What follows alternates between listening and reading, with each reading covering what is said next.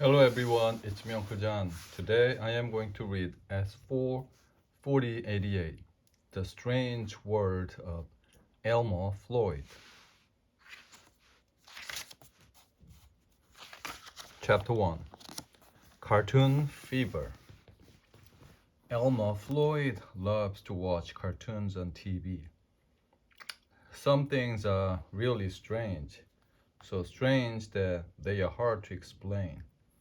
Take what happened to Elmo Floyd, for example. He was a normal, everyday kind of kid. Nothing special.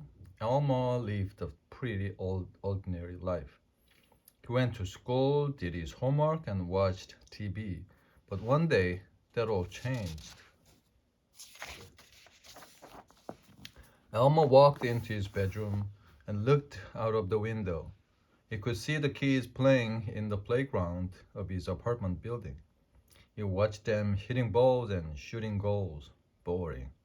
Elmer preferred to sit at home watching cartoons. It was his favorite hobby. He could make all of the cartoon noises. He could talk like cartoon characters. It drove his teacher crazy. It was almost time for his dinner. Eggplant and tuna surprise, Mom's latest health kick. She liked mixing foods that Elmer thought didn't belong together, and he hated eggplant. Elmer went into the den and started flipping through the channels with the remote control. Click, click, click. Nothing good was on TV and he was feeling tired. Out of frustration, he twisted around in the chair, aimed the remote control over his shoulder, and fired it like some cartoon cowboy. Who cares? Nothing worth watching. Zap, zap, zap. Elmer leaned back in the chair and kept changing channels. Maybe he would find a new cartoon to watch. He was ready to give up. When he made one last jab, zing, the TV made a funny electronic beep. Elmer turned to see what had happened. The TV was going wild. Wavy lines raced across the screen. They rolled up and twirled around. For a split second, Elmer thought he even saw a cartoon duck on the screen.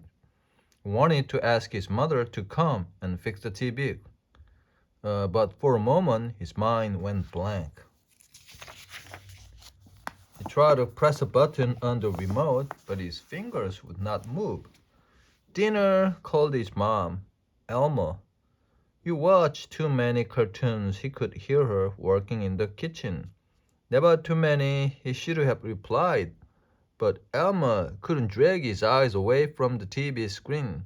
He had a really strange feeling that something was terribly wrong.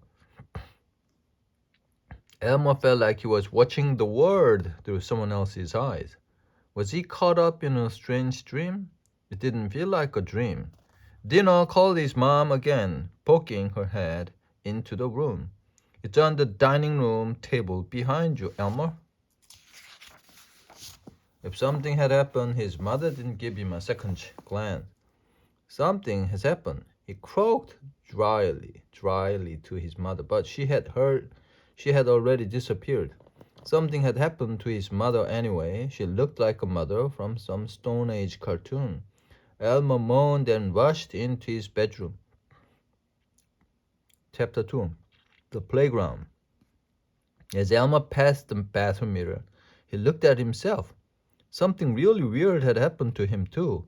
He gaped at the strange reflection of himself. His face looked as if it belonged to a duck, right down to the bent beak. Elmer blinked his eyes and opened and closed his beak. He tried to shout, but all that came out was a wacky quack. His mother called again. Soon his father would be home from work, and he didn't want his parents to see him this way. Elmo rushed to the bedroom window. He had to escape, but how do you escape from a 10th floor window? He looked down at the playground. He could make out different shapes playing, running and chasing, but something was wrong, very wrong. If he was a duck, he should be able to fly. Elmo flapped his wings and jumped out of the window, but he didn't fly. He dropped. He hit the ground with a mighty crash, making an enormous crater in the concrete. Stars swirled before his eyes. When the dust cleared, he poked his head over the edge and quacked. No one even looked at him or the mess he had made, but Elmo was shaken more by what he saw than by his fall. The playground was full of cartoon characters. There were rabbits, ducks, turtles, and little cartoon kids. Even a chubby man was there in Stone Age clothes. There were cars, canaries, and mice as big as his duck-like self. The little kids had round faces and were running around everywhere. There was even an old man sitting in a lounge chair watching TV. Elmer climbed out of the hole of his crater. He stood at the edge just looking. What had happened to all of the kids? What had happened to him? A rabbit with long ears stopped by and looked at him. "What's up, Elm?" he said as he chewed a carrot. "I wouldn't turn around if I were you." Of course, that's just what Elma did. The just There, just centimeters away, was a huge black cat that looked at him hungrily. "I just love duck soup," purred the cat. Its eyes gleamed and its teeth were long and sharp. "I'm ducking out of here," quacked Elmer. Elmer turned and started running, his legs moving like helicopter blades. A mistake. He was hovering over his very own crater. As he began to fall into it, the black cat grabbed him by his long neck and pulled him back out. His eyes nearly popped. Unfortunately, his legs hadn't stopped. Strips of fur were torn off the cat's belly. Fur filled the air. The cat let go, and Elmo raced right into the apartment building. He didn't worry about using the back door. He smashed through the door. Great slabs of concrete flew off in all directions. The cat hadn't given up. It was in hot pursuit, chasing Elmo into the building and getting closer and closer. Elmo raced up the stairs, leaving a trail of fire behind him. He burst through his apartment, ran into his bedroom, and slammed the door shut. He stood with his back to the door and his arms out for a few seconds. Something crashed into the door. The door shook and then all was quiet. Elmo waited and waited. On tiptoes, Elmo turned and slowly opened the door, just a bit, to peer out. There was nothing in the hallway. No cat, no monster, no cartoon character, just the babble on the TV of a cartoon he had seen before. Elmo tiptoed over to the den and sat down. He shut his eye. He was safe. Suddenly he heard a menacing, purring sound. Something was licking him. He could feel his tongue on the back of his neck. Elmo went cold all over. The creature was getting ready to eat him. Elmo let out a quick yelp. Chapter 3. Meeting Igor. "Are you okay?" asked his father, entering the room. "You're not sick, are you?" Elmo opened his eyes. The cat Tiger was sitting on the back of the chair, licking Elmo's ear. Elmo looked slowly up at his hand. "What's wrong with Elmo?" called his mother from the kitchen after hearing his father's question. His father looked at Elmo closely, shrugged, and said, "Besides looking tired, he's covered in cat fur."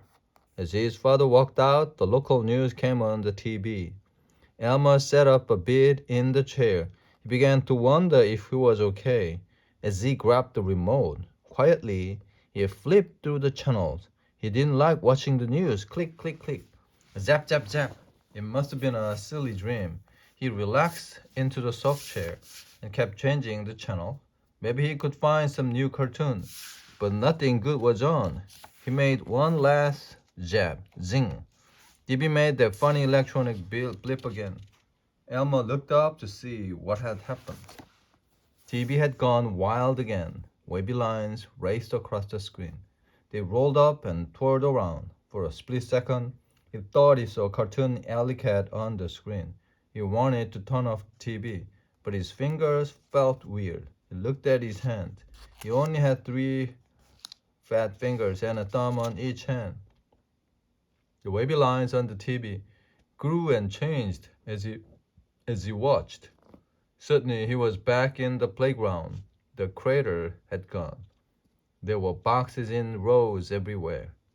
He rubbed his face. He had whiskers. Yikes! Several long whiskers struck out from each cheek. He clapped his hands on his ear. They were pointed and furry. Across the playground, a man in a white coat was walking from box to box, opening the lids and peering in. It was the evil Dr. Frankenstein. A rather dumb-looking assistant and a big goofy dog followed him. Elmer sneaked over to a box and opened the lid. Inside was a pig in a hunting cap. It was a Dr. Frankenstein creation right down to the bolt through its neck. Elma let out a groan. He looked into another box. A turtle with a stitched-up head was inside with a bolt through its neck. In every box was a character with a bolted neck. Elmo Floyd, I see, said Dr. Frankenstein. Igor, we have another volunteer for our experiments. Yeah, agreed Igor. He smiled at Elmer. A long black bolt was in his hand. A goofy dog licked its face, slurp, slurp, slurp, and then stood on Elmer's tail. Elmer took off like a rocket, his tail stretching like a piece of elastic. The dog lifted its paw. Twang! The elastic smacked Elmer right through the back door of the apartment building.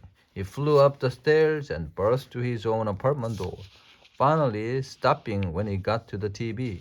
The whole building shook. Plaster fell off the walls and ceiling. Elmer sat down in front of the TV, closed his eyes, and wiped his brow. Strangely, he suddenly felt like eating some eggplant and tuna surprise, and he hated eggplant. He opened his eyes. Igor was standing right in front of him, between him and the TV. Hey, he said as Elmer started shaking. Chapter 4, Food for Thought. Igor just stood there grinning. Then he turned his head and sniffed. Then he sniffed at Elmer, who was trying to disappear into the chair. Igor turned his head toward the dining room. He sniffed the air once, twice, 3 times, and each time the smile on his face became bigger and bigger. Eggplant and tuna surprise, he grunted with happiness. Igor looked at the table. He saw the food and licked his lips. Elma sat there and trembled. Igor went over to the table. He ate the eggplant and tuna surprise in one great slurp. He licked his lips again. Then he looked at Elma in the same way that he had looked at the food. Elma shut his eyes as tightly as he could. He even shut his mouth. He wrapped his arms around his trembling body. Would this protect him from the evil Igor? He didn't want a black bolt through his neck. Elma heard the footsteps drawing closer and closer. What Elma needed right now was a superhero. Maybe he could say some magic words. Maybe someone wearing a flowing cape could rescue him, carry him back to the real world. The footsteps stopped. Slowly he opened his eyes, a little at a time. It wasn't Igor, it was his father smiling down at him. So what was making him so happy? You can watch TV again, Elma, called out his mom. It didn't take you long to finish your dinner. Must have been tasty. Elma wasn't sure who had eaten his dinner. He certainly didn't like eggplant and tuna surprise. Now he wasn't so sure Daddy liked to watch cartoons either. What could he say? I think I'll go outside for a while, said Elma to his mom. 네가 have had enough TV for one day. Are you okay? Asked his mother as she looked out at him from the kitchen. Yes, said Elma. But he thought that there are some things that are really strange, so strange that they are too hard to explain. The end.